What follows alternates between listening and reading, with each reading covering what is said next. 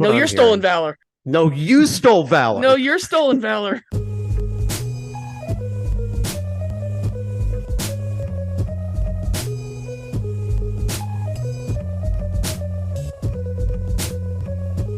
Hello, fellow netizens, and welcome to Scandalous Games, the show where we take a closer look at video game-related controversies. I'm Kevin Impellizeri, and I do the research and share a story of a video game-related controversy to my friends. Hi, my name's Phil Thomas, and you might as well consider me a video game newbie. I'm Andy Hunter, longtime gamer, and I'm starting to think a better researcher than Dave Grossman. I'm Kate, software developer, about to go shotgun some jelly juice to see if this helps my brain.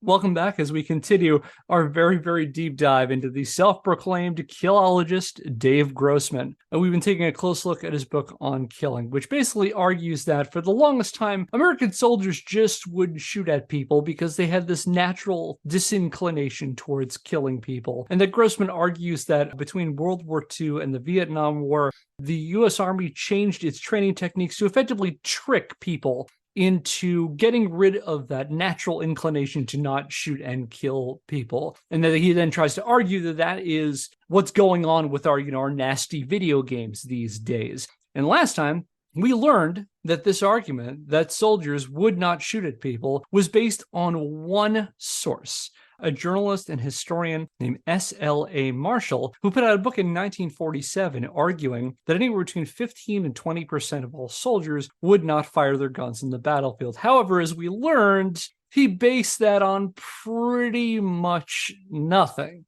That didn't stop Dave Grossman, even to this day, repeating the false claims about 15% firing rates during World War II.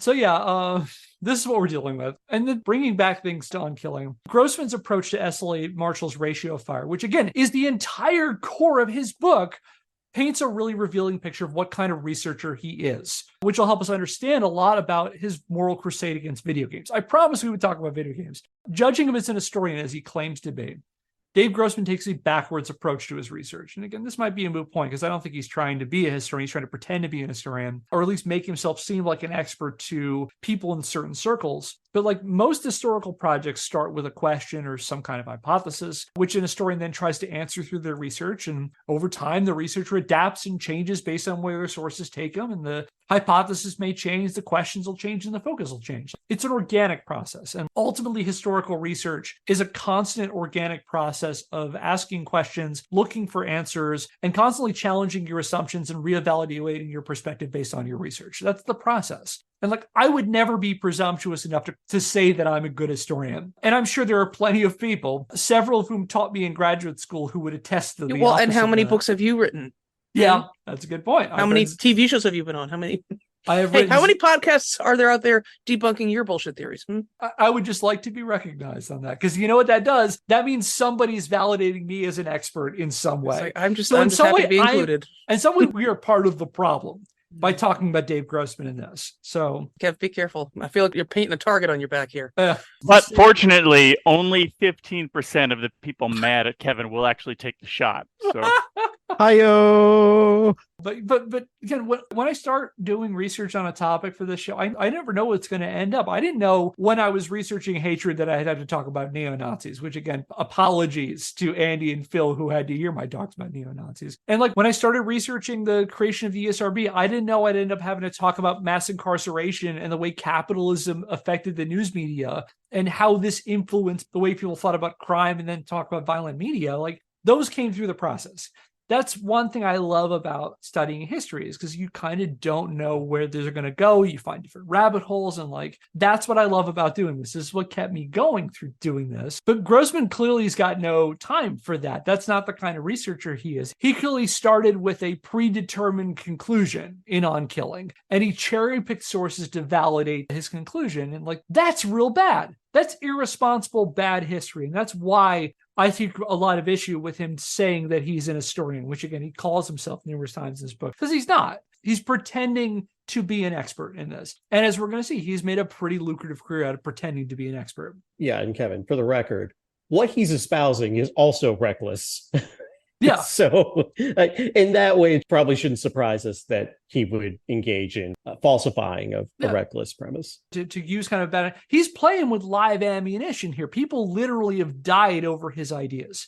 And so, like, another example of him being a bad historian is, I direct you to his claims about those guns recovered at the Battle of Gettysburg. And just to refresh your memory, so I mentioned a few episodes ago, according to Grossman, during the Battle of Gettysburg in the American Civil War, after the battle, there were some 27,574 guns recovered in the battlefield. And according to him, about 90% of them were still loaded, some even multiple times. And he concluded that this must mean that the majority of soldiers loaded their weapons with no intention of ever firing them, speculating that this was a form of mass nonviolent resistance, saying, quote, "The obvious conclusion is that most soldiers were not trying to kill the enemy. Most of them appear to have not even wanted to fire in the enemy's general direction," end quote. Now, all of us here have the same amount of combat experience as Dave Grossman, that is to say, none. Now, can any of you think of any other reason why there'd be so many discarded loaded weapons on a Civil War battlefield? Perhaps people holding loaded weapons were shot and killed and then dropped them as they died? Well, I mean, I think Andy's point is a good one. If you were shot and killed, you dropped your weapon. I also, if I recall, a lot of these were like muskets, and it's not trivial to load one of those. And so it's in your interest after you fired it to, if you have a spare second during battle, to reload it so that you can fire it again if you need to. So yeah, it would make sense to me that even if you fired it, you reload it as soon as you can if you plan to use it again. Yeah, there are plenty of reasons. Yeah, I'm not a Civil War historian, but I actually did spend some time doing historic weapons demonstrations at a historic site, specifically Revolutionary War muskets and Civil War rifles. And the thing is, from my experience, these type of guns are unreliable in the best of circumstances. I'll give you an example. So I had to do a Civil War history demonstration at the site that I worked at, and it ended with a weapons demonstration. And I talked about the history of the rifle and went through the process of how a soldier would load it and fire it. You know, you put your powder container down the barrel, pound it down, you put the percussion cap on, you ready, you fire it. And I went through this whole process, loaded this gun in front of about 100 fifth graders. I fire the gun, nothing happens. And so I start to panic a little bit because I don't know what to do because I was not very well trained. Can I cut the tension here? Really, this does not end with Kevin getting like an explosion to the face, which is I can see you and I know what happened, but this is the way you're telling the story is frightening. I am fine. Another instance nearly blew my face off, but that's a story for another day. But so my first instinct was to reload the weapon and fire it again. And that didn't work either. And so basically we didn't end with a bang or anything. And that was with not having my dumbass getting shot during, a hot 1863 day. Because the thing is that like there are lots of reasons why people would leave discarded muskets. For example, if the gun jams or misfires, you're not really in a position, if people are shooting at you, to fiddle around with that gun to hopefully get to work. So chances are, like Andy said, you're probably going to discard it. People might get shot and killed while they're doing that. And also, like, battles, particularly, Civil War battles are loud. It's hard to see. You got a lot of people firing at the same time. Black powder causes a lot of smoke, so it's hard to see. So it's very possible that, like, you could be in a situation where you fire a gun, nothing happens, but you can't tell because everyone's firing around you. So you might load it again. And like, there's so many reasons why you wouldn't fire a gun that have nothing to do with whether or not you were willing to fire it. But you can't sit here and tell me that I'm wrong for a fact. Yeah, you right, can't, Kevin? You can't. This is the thing, is like he's making a claim that you cannot prove. But you also can't disprove it. Like Phil said, Yeah. You can't prove a negative, right? Yeah, you can't prove a negative. And I mean, one thing you might say is like, to verify whether this is true, lots of people wrote during the Civil War. There were lots of letters, lots of journals. There were lots of people who lived after the war and talked about their experiences. And Dave doesn't cite any of that. He just says there were lots of guns that weren't fired. It must have been because they didn't want to fire them. That's Listen, Kevin, I booked Dave Grossman for $50,000 to speak to us next Saturday. But you really can't cite any reason that I should cancel that right now, right? I can cite about as many sources as Dave Grossman can. Yeah, exactly. So I'm going to go ahead with this if that's okay with everybody. Sure. Where's he going to be? Your place or? Oh yeah, he's going to be in my house speaking to us. Okay. All right. Can I come record there next time? No actionable threats on this show. And using Dave Grossman's own methodology, you can see there's $50,000 in my wallet that has not been given to Dave Grossman. And from that, you can conclude that I chose not to book Dave Grossman. Or, nay, I was unwilling to book Dave Grossman. It wasn't that you couldn't, it was that it wasn't that you couldn't, it was that you wouldn't. You had a natural inclination to not give him money. Exactly, yeah. It just says, I have a natural inclination to meet Dave Grossman next week. Phil, I'll see you there. Looking forward to it. Bring $25,000 in cash with you. Okay, sure. Andy, where do you live? My daughter, Incivik, will open the door for you when you're Okay.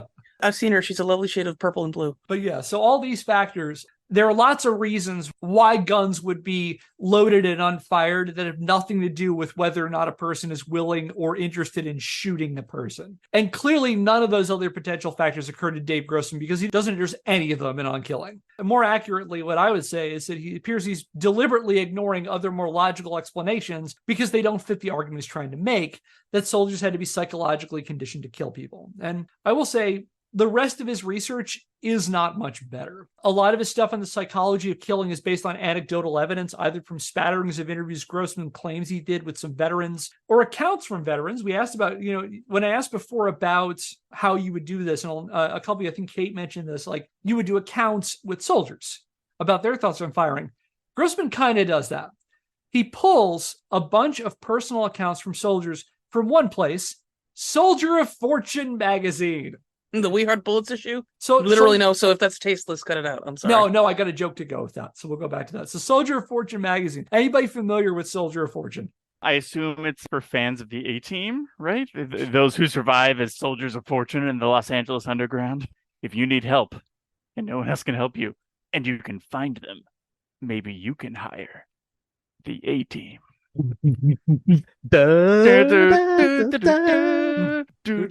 And I think that's as far as we can go before we get sued.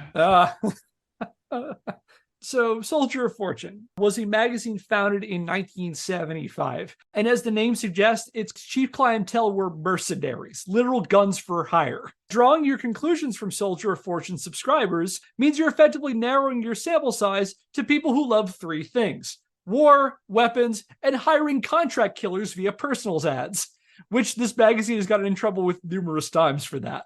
And during my research out of curiosity, I came across a scan in the Internet Archive of a 1975 issue of Soldier of Fortune and leafed through a few pages until I was face to face with a full-page, full-color picture of a dead guy who had half his face blown apart. And now I have the editors of Soldier of Fortune to thank for definitively proving that 30-plus years of playing video games have not desensitized me to violence. Ooh, Kevin, do you need to get over here? I do. Thank you. All right.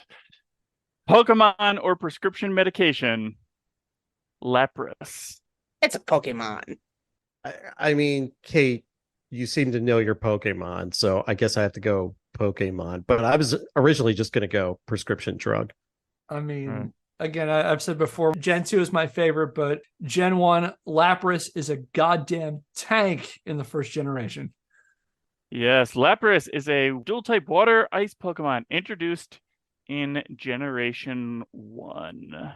And that evolves into something. Nothing. It's a single-stage evolution, but one of those single-stage evolutions that has good stats, as opposed to, like, up until the last generation, Farfetch'd. I love a Farfetch'd, but has the stats of a first-stage Pokemon. For a long time, when the games had very limited sprite memory, Lapras was just the sprite your character would turn into when they were riding on a Pokemon on water. So regardless of which Pokemon you were actually using to surf, Lapras was what it looked like.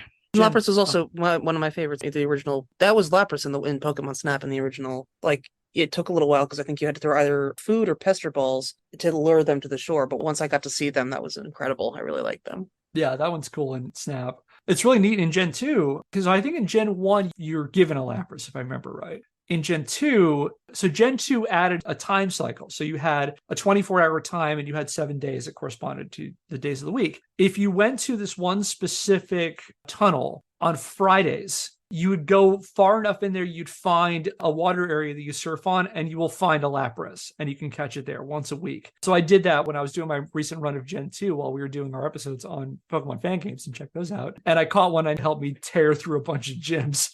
So yeah, thank you for that. I really do appreciate it. That was good mental health care, because like Soldier Fortune's fucking rough, man. And so yeah, that's Davis pulling a lot of soldier accounts from this mercenary magazine, which is okay with showing graphic depictions of violence and death, which you think a guy who claims to be against violence in the media would have an issue with that. But anyway, I'm sorry. I'm saying I'm hearing more that he doesn't see enough death, like in general. Not enough people shooting and killing people. That's his problem. That does seem to be a lot of his argument, doesn't it? And Grossman, crucially, also doesn't cite any official evidence to support his claim that the Army used psychological conditioning on his soldiers during the Vietnam War, aside from some anecdotal accounts from veterans who said that it sounded like it made sense when Grossman suggested it to them, which seems like a real problem when so much of On Killing depends on these alleged programs actually existing. In fact, I've yet to find any independent evidence confirming or denying Grossman's assertions, and even some researchers who agree with them concede he plays fast and loose with the data. For example, in 2000, Jean Funk, who's a psychologist at the University of Toledo, who put out some of the research asserting a link between violent video games and aggression. She's one of the people who's claiming that there is a link between video games and aggressive behavior. She told the St. Petersburg Times reporter in 2000 that she felt Grossman overstated the research into violent video games, explaining, quote, "My reading of his statements in his 2 books, especially his most recent book," and that's referring to a book he wrote in 2000 called Stop Teaching Our Kids to Kill, which we'll get to eventually, is that he feels that things are completely proven and are completely self-evident. Many of his statements sound like there's volumes of data to back him up, and there's really not, end quote. In fact, it's worth mentioning that aside from Marshall's long since discredited ratio of fire statistics and the people who uncritically take them as fact, On Killing is an embarrassingly poorly cited book by academic standards. It contains a paltry 48 endnotes over 38 chapters, many of which are just long, sourceless tangents about how Grossman's alleged research corroborates his claims. Most infuriating for me, this includes one note where he cites Terry Pratchett's Discworld novel, Riches Abroad, so figure that out. I'm sorry, can I ask a quick question? And this may have either been covered and I just missed it, which is entirely possible, or whatever. We know that his argument's BS. Let's assume, let's pretend it was true, right? That such a high percentage of soldiers at war from the US did not fire their guns. Who cares? So what? I guess, like, is there an explicit and that's bad because? Or are we all just supposed to think, well, if you're at war, you better be firing your gun, otherwise what are you doing? It sounds like you hate freedom. I do. That's what No, I'm you're hearing. stolen valor. No, you stole valor. No, you're stolen valor. Mom, Kate stole valor. Yeah, that's a good point. I think it just serves his larger argument that, again, going back to, like, I think he started with an endpoint for his book. I think the bigger point he wanted to make was media violence is turning people dangerous. I think that's what his argument was. And he tried to backfill it with a bunch of stuff that explains why.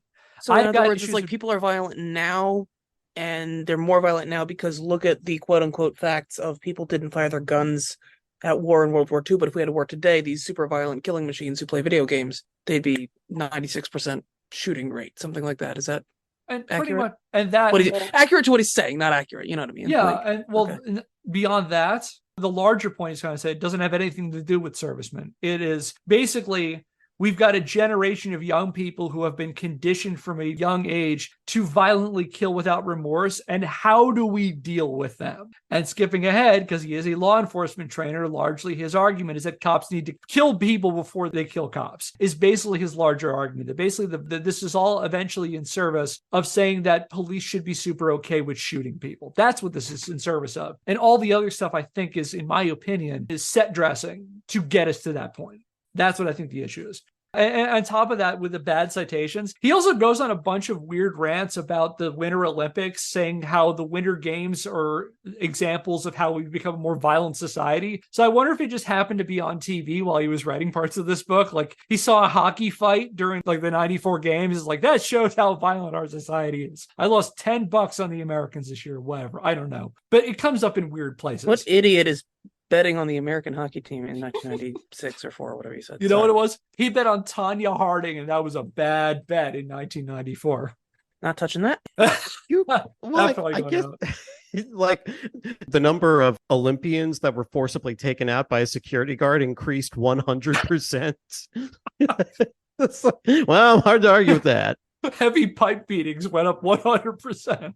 Oh, that's a timely joke. Can't I'd be lying if I said my men weren't out committing crimes. Touche.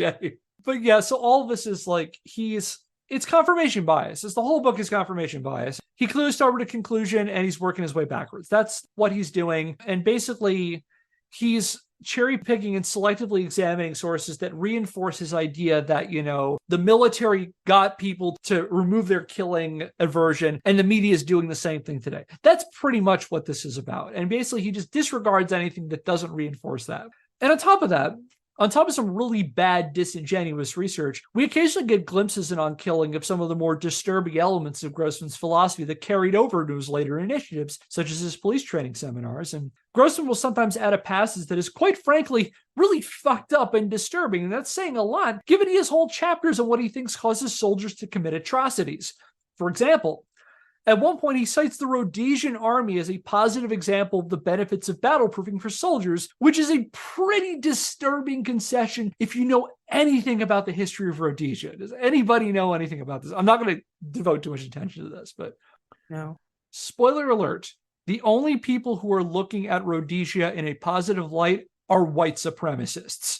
And if you want more on this, there's a great podcast called Well, There's Your Problem, which does a whole history on Rhodesia. And if I were to make an educated guess, I'd say the reason Grossman brings up Rhodesia is because Soldier of Fortune was really fond of covering the Rhodesian Civil War. In another section, he laments the overt blending of sexuality and violence in modern horror movies, longing for a past time when we as a species had a greater sense of decency and propriety. And as an example of this, he relays an anecdote from World War II Italy, in which a woman allegedly had the sense to cover the corpse of Mussolini's mistress. This is really in this book.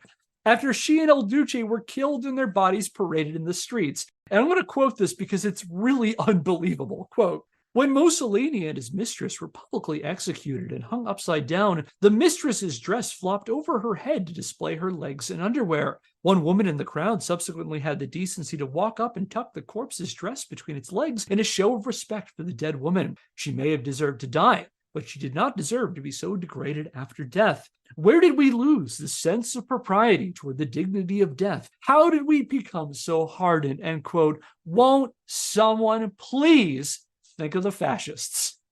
Get over here. God damn it. All right. Pokemon or prescription medication? Lee Vanny. Didn't they write a book that Kevin's about to talk about? Oh, Lee Vanny. Lee Vanny. Didn't they write a book that Kevin's going to talk about in a minute? I don't know. I truly don't know. I'll flip a coin in a second. Lee Vanny. Oh. Lee Vanny. That sounds like a grass type Pokemon. I'm going to go Pokemon. All right. I'll go with medication. Sorry. Yeah. I'm going to also go medication. And the answer is Lee Vanny is a dual type bug grass Pokemon introduced in Generation 5. It is the final form of Sewaddle. Specifically, it evolves from Swadloon when leveled up with High Friendship. So it is part leaf, part nanny, basically. Very feminine looking. I'm looking at a picture of it right now. She's kind of hot, honestly. My first instinct is, there's probably some places on DeviantArt where you don't want to see pictures of Lee Vanny. Probably?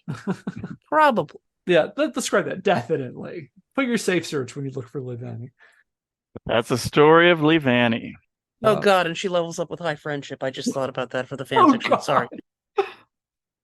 All right. So, some real messed up stuff that's very pro-fascist and white supremacist and really fucked up way. I'm not even going to entertain whether or not that story is true. It's probably false. But, just the fact that his example of how we've lost our decency or whatever. I agree with you. It's probably false also, even if it's true, who gives a shit? So, if that were to happen, I could theoretically see that happening. Somebody was like, hey, this woman's body, even if she was a bad person or if she was with a bad person, hey, let's just, let's give her some modesty in death. If one person did that, who cares? Who gives a shit? That doesn't support his point. It's not. Yeah.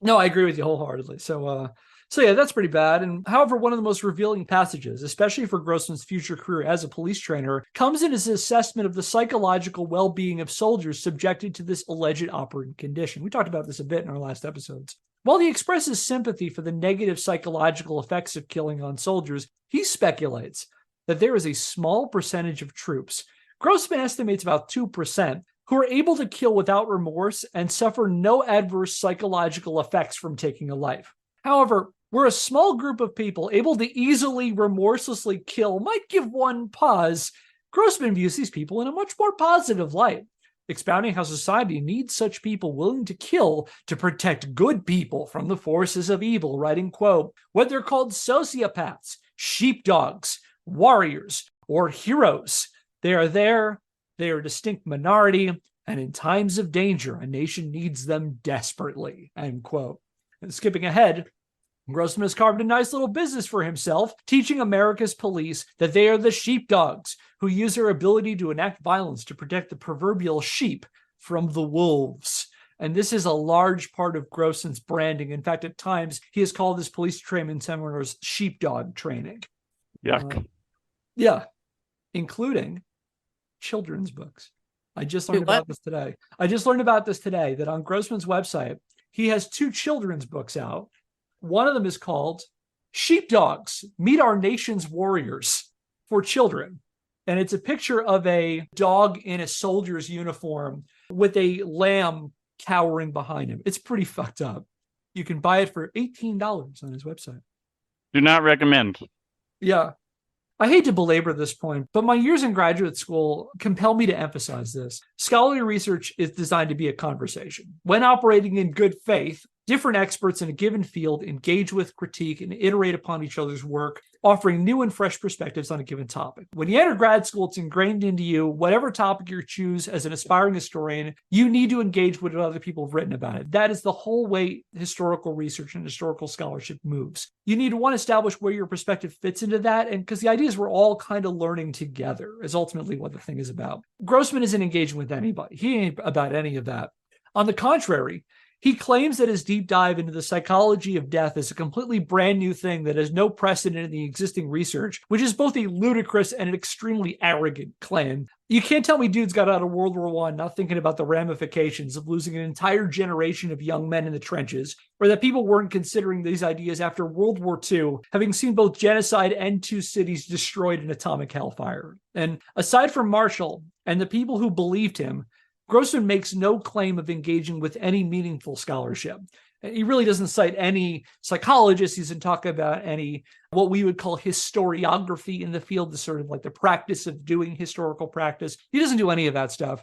Instead, he wants readers to think that he's the first person to even think about what causes men to kill in battle, and that he's a trailblazer so far on the cutting edge that he got to name his own field of study, Killology, which is, in my opinion, a profoundly dumb name for his profoundly bad research that is an equally dumb and super mid-1990s explanation. As Grossman explained of his made-up term on an early capture of his website, quote, "Killology is the scholarly study of the destructive act, just as sexology is the scholarly study of the procreative act." Okay, now you're just making shit up. Come on.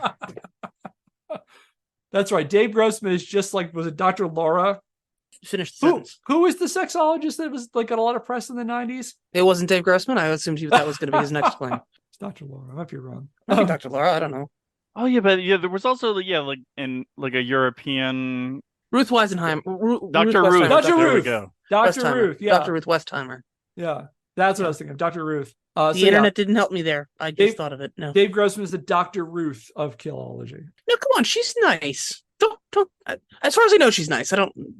Yeah, I don't think Dr. Ruth advocated shooting anybody, as Yeah. far as I know. As far as I know, she's nice. I don't know. Maybe she wasn't nice.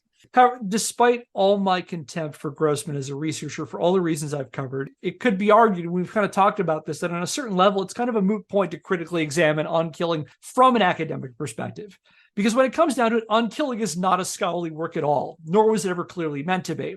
It's a shallow, poorly researched pop psychology book masquerading as a piece of serious research to give Grossman's malformed and fucked up ideas a veneer of respectability to an audience that either doesn't know about or doesn't care about a deep dive in the nature of the destructive act. It's very telling to me that Grossman published On Killing through Little Brown and Company, a popular press aimed at a general audience, rather than an academic press, because an academic press would hold his work to a higher critical standard. Now, with that in mind, you might be curious about what kind of impact this book had. However, we're going to save a deep dive into that, as well as more about how Grossman presents himself as a so-called expert next time. Although next time is going to be, as I mentioned in our first episode on Killology, this completes our 2 months on Grossman. So next month, we'll be doing something that's as far removed from Grossman as we can get.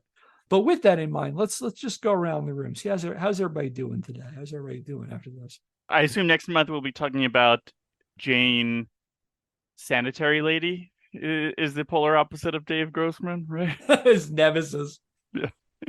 Yeah, I don't know. I mean, it is interesting how it's like, oh man, not only do I hate everything this guy says, but I also hate how he got to the place where he says everything he says in terms of just like, making up research.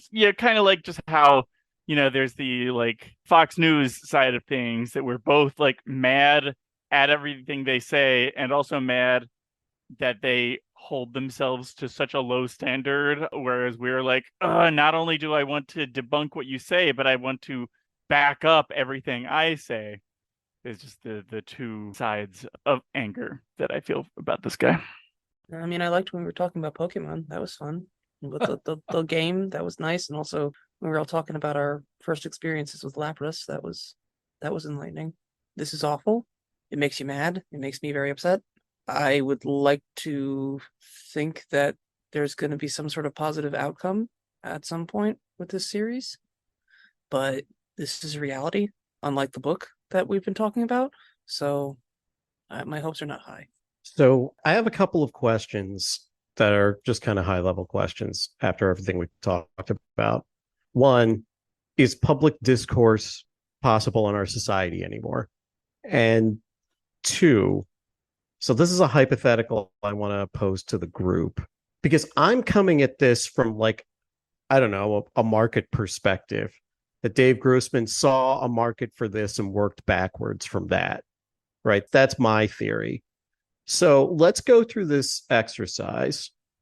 Let's identify a group or something, some entity widespread in the country that has budget right now. And then of these groups, which ones of them are prone to dogmatic thinking? And then once we do that, let's talk about what these people want to believe about their jobs. Because I think right now we could pick a similar topic and pull our own Dave Grossman. So just as a thought exercise, I want us to see like what we could just like fabricate right now. Mega churches and God exists. That's the place to target. That's what they want to believe. I'm here for this. Let's do it. I feel like that's a saturated market though, Kate. I agree. We could start there, and then we could do like Jim Baker and his MRE, his like not MRE, like the meal prep for end of the world stuff, because they also want to think that they're ready for it. That would be lucrative, but part of the thought exercise is like trying to identify an untapped market, which I think Dave Grossman did. So you're saying the tenets are who has money? Let's start. Let's say Dave Grossman or Dave Grossman's started from, hey, you know who has a lot of budget these days? Police departments. So let's work backwards from entities that we think are getting funding right now. So who's getting funding right now? Right now, still police department. Yeah. Okay. I feel like I can't help but feel like maybe you've got an idea in mind. No, I don't. Okay. But I feel like we'll be able to put this together very quickly once we figure out who's got. Okay, so police departments have money. Okay, so if we were going to keep going with police departments, of these, who's prone to dogmatic thinking? Okay, well, police departments might be willing to back any theory that makes their jobs easier, and this isn't necessarily an accusation about police departments. This is probably an evaluation of any department. Like any department, anyway, the department you work in will espouse theories about whatever makes your department work better. I feel like there's something there. We could weaponize video games in a new way and have it be like, okay, the video games are teaching all these kids to kill, and this is what you're facing out there in the field. Here are video games specifically designed for the police that are designed to teach you to identify things out in the field. And I know there are elements of that. I remember coming across years ago, it was a game that was specifically designed to train corrections officers in procedures for their job. So maybe some kind of market there where you have to, I think I've got it. Okay, what we got? We'll solve two problems with one issue. Train police how to recognize dangerous gamer gators. So redirect police away from, aggressively policing minorities and looking at, who are all these incel gamergate people who are likely to be doxing people and stuff, except we tell the police that they're, gonna be even more violent than doxing people, and just, we somehow train them to do that. We'll workshop this off, Mike. Yeah. Also, I was just curious about the overlap between police officers and gamer gators. That's a good point. What's the Venn diagram look like there? Oh, Could be a circle. It could be. Yeah. It could Also, be talking about flat. putting a target on her back. Sorry. Yeah. And your other question about is discourse dead? That's a tough, depressing question, because if this was your worldview, if you were a supporter of Grossman, you could effectively insulate yourself from any kind of criticism. You could just say that, like, it's easy to say that all this is just me, I'm a ivory tower academic who is, just trying to, disparage the experiences of the police or whatever. And like, that I am unfairly targeting this man who served his country and things like that. There are ways that you could inoculate yourself from any kind of counter message. Well, and I think that's one of the darkest and toughest things that more recent internet discourse has taught us. I want to jump in there. I think that's a really good question, Phil. It's like, is public discourse dead? Personally, I don't think so. I think that it is just different. And I think that there are a lot more layers and there are a lot more obstacles to productive discourse. Things that rely on facts, fact-based discourse. It's a lot easier to accumulate a lot of junk. Human memory isn't perfect on its own. I mean, half the stuff we talk about, when I talk about on this podcast or elsewhere, it's like, I read this thing a while ago or whatever. I mean, the anecdote that I relayed about the journalist at the polls, I recall that. I could probably dig up a clip and I'd probably have some of the minor details about it wrong. And I guess what I'm saying is it seems to be very easy to accumulate a lot of information that isn't factual, but that adheres to a reality that you want. And it's very easy to just hold on to that. And then it becomes an unproductive discourse, as Kevin, as you were saying with some of your relatives on Facebook and elsewhere, like people who just like, I don't want that to be the case, therefore it is not the case. Or I do want this to be the case, therefore it is the case. Also, it's just so much easier to get into some sort of public discourse. You can hop on Facebook or get on Twitter or whatever and immediately get into it with somebody. And I don't know if that's really the public discourse you had in mind, Phil, but if you let yourself, it's really easy to get entangled with another person, either someone you know or a total stranger, and you don't know what anybody's motivations are or what hill they're prepared to die on. I mean, I belong to some Facebook groups about like various restaurants in various parts of where we live. And you would not believe how quickly things devolve from where can I get the best crab legs to it being about, somebody's pet cause about like, they're an anti-vaxxer or something like that. You know what I mean? It's ridiculous. So that is to say, I think that it's tough to have quality public discourse, tough, but not impossible. And there's a lot more junk floating around. Counterpoint. Sounds like you hate freedom, Kate. No, you're stolen valor, and I'm not saying that again. Mom, Phil stole my valor. Oh, no, Kate started it first. Mom, Kevin, Phil's hitting me. You said you wouldn't tell. I'll turn this podcast around. All right, turn this podcast right around. So, Kevin, I think that maybe the more helpful part of the discourse is public discourse dead? But like the other thing, I want to ask for a mulligan on so that we can maybe all have time to think about if we were going to pull our own Dave Grossman, how would we do it? So I'll think about that. I encourage all of you to think about that, and maybe we'll have some ideas for the next podcast. Can we bring slides? I'm sorry. Could we no, seriously, could we bring little mini presentations? Okay. Absolutely. Yeah. Okay. I mean, it's not my podcast, but I would think that would be a fun idea. I think that'll be fun, but also like I am looking forward to a break from Dave for a month because I read this, I did all the research on this, and it's emotionally hard going through this guy. And we haven't even touched on his direct involvement in the anti-video game movement, because again, going back to my thesis at the beginning of this, is like he is really involved and his hands are in everything in really incredible ways. But if we are to leave on a happier note, reading through On Killing and researching On Killing, it's like maybe think about like some positive things you can take out of this. And the big one I can think of is that, you know, all those people who are out there who feel like they want to write a book, you want to write the great American novel, you want to talk about your diet tips and things like that. I think Dave Grossman is a good proof of like whatever idea you, and I know there are people who are like, you have imposter syndrome. You're sure that things aren't going to go well. Things are not going to respond well. I would say as someone who has grappled with that, write the book, just write the fucking book, because if this is the stuff that gets published, then whatever you're doing, put it out. Just make sure you're not, you know, hurting people while doing it. Make the next great fantasy novel. Make the replacement to Harry Potter, whatever. Do the things that make you happy and try to leave the world better. And if there's anything to be taken from that, I think it's that. So like I said, we will take a break from Dave. We'll be back to him in a month or so. And next month, we'll talk about some other fun video game controversies, which I can mostly guarantee will be not quite so heavy.